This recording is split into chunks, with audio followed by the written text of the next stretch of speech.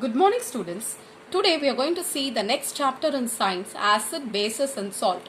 In this chapter we are going to study the different kind of acids and bases, their formula, their sources, their properties, classification and its uses. Along with this we are going to study the formation of salt.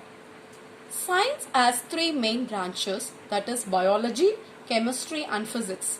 So this chapter is purely based on chemistry. Before going to the exact content of acid and bases, we are going to study the important component in chemistry.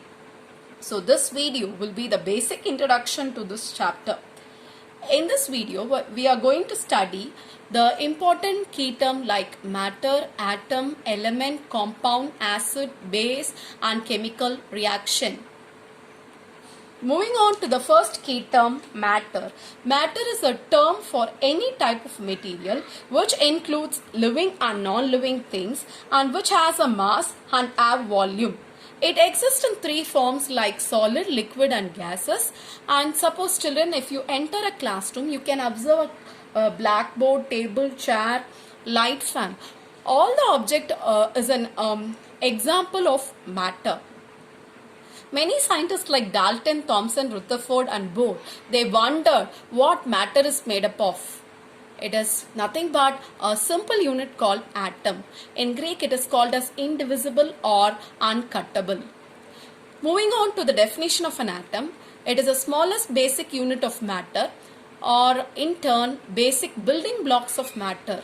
Coming to the structure of an atom has two parts, the center part which is called as a nucleus and the outer part is called as energy shell, and it contains totally three subatomic particles like electron, proton and neutron. Inside the nucleus, it contains only two subatomic particles like positively charged protons and neutrons which have no charge. And outside the nucleus, in the energy shell, it contains the negatively charged electrons. Moving on to the charge of an atom, the number of proton is equal to number of electrons. So as a whole, the atom is a neutral. Say for example, if the number of proton is 8 and the number of electron will also be 8, so which is equal, so as a whole, the atom is a neutral one. Moving on to the energy shells. So we have four energy shells. The first energy shell is called as K shell and it can occupy only 2 electrons. The next shell is called as L shell which can occupy 8 electrons. The third shell, energy shell is called as M shell which is called as which occupies 18 electrons, and the fourth energy shell is also known as N shell which can occupy 32 electrons. Moving on to the valence electron. The valence electron is nothing but the electron which is present in the outermost energy shell is called as valence electron. So these electrons are used to transfer or share between the two atoms and forming a bond. In the next key term, we are moving to the elements. Element is a substance made up of only one kind of atom and it cannot be broken down into simple substance by physical or chemical means. 118 elements are known and it is represented by symbols. So usually the element is classified into 4 types: monoatomic, diatomic, triatomic and polyatomic. So first comes the monoatomic element. The element which has only one atom is called as monoatomic element. These are the few examples. Helium is represented as He, which has only one atom of helium. Neon, which is represented as Ne, which has one atom of neon. Likewise, argon, Ar, krypton, Kr, xenon, Xe, radon, Rn. The next is diatomic element, the element which contains two atoms of the same element. Example, hydrogen. It is represented as H2, which means it has two atoms of hydrogen. Nitrogen, N2, that is also means it contains two atoms of nitrogen. Likewise, oxygen, O2, fluorine, F2, chlorine, Cl2, bromine, Br2, iodine, I2. How about the triatomic element? The element which has 3 atoms is called as triatomic element. Example, ozone, which is represented as O3, which contains 3 atoms of oxygen. The next is polyatomic element, which contains more than 3 atoms. We call it as polyatomic element. And the example is sulfur, S8. So it contains 8 atoms of sulfur.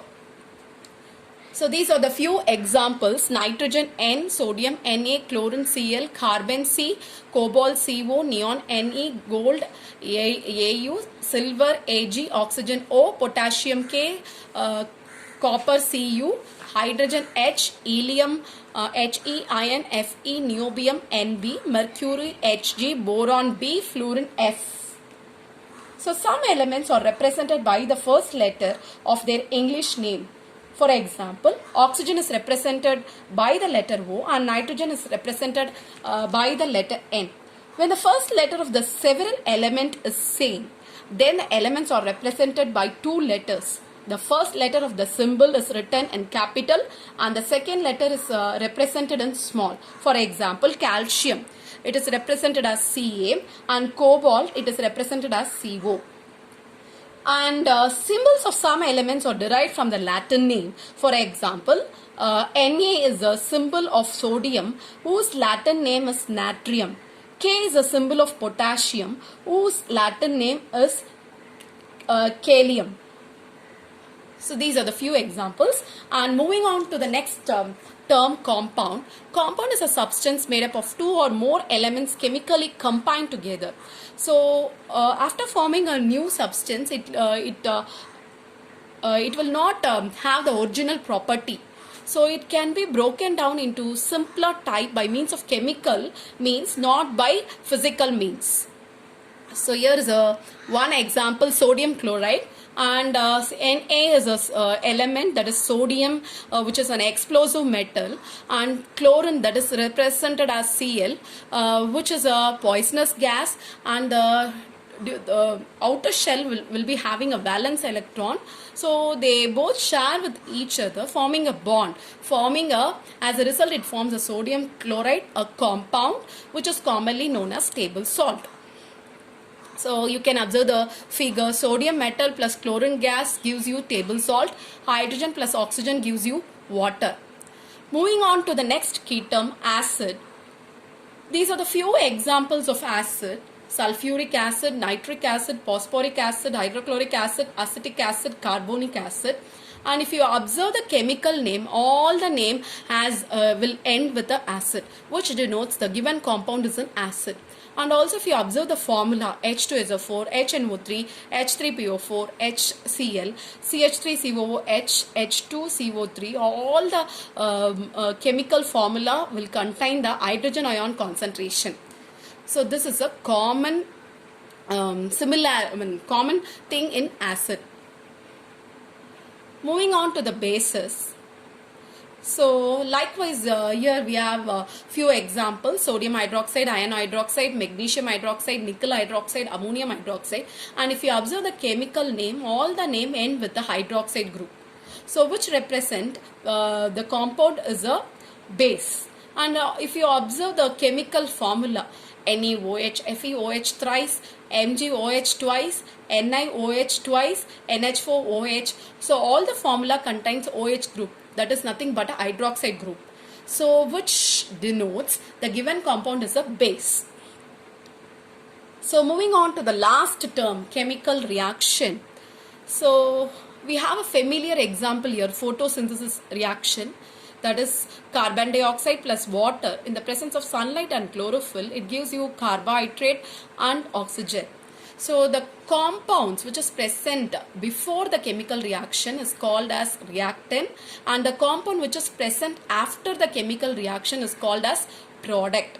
So here the reactants are carbon dioxide and water, and the products are carbohydrate and oxygen.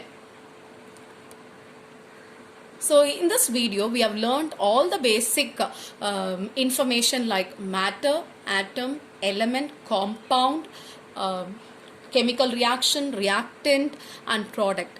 Hope you understood, children. Thank you.